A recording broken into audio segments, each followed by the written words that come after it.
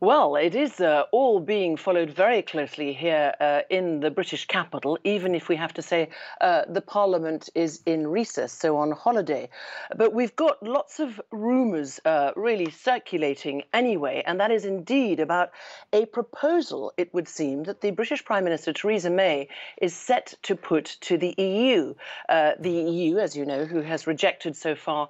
any UK proposals as far as a possible customs union partnership. So this proposal that is not confirmed by Downing Street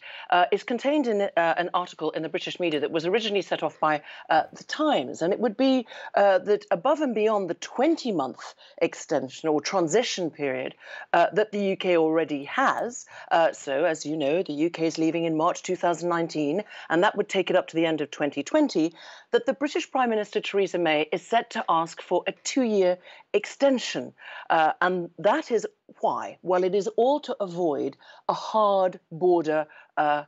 with Northern Ireland, so the Republic of Ireland and Northern Ireland, which of course is British. And this will really be a problem for some hard Brexiteers and Conservatives MPs. Now, Benedict, added to all of this, of course, is other speculation that's been swirling about the future for Theresa May herself.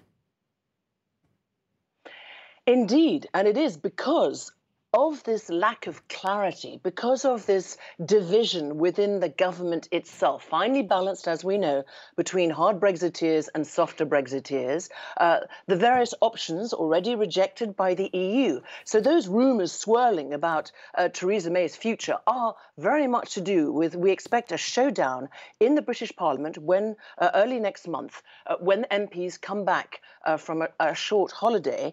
and you know, it could go all the way to a vote of no confidence in her, as we know that she has a minority government propped up by a small Northern Irish party, the DUP, and some MPs, already at least 30 of them, apparently signalling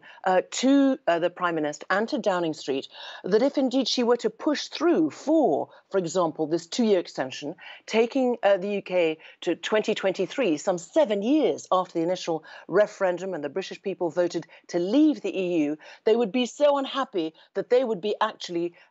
prepared to go all the way to try and oust her, which would then force a vote of no confidence,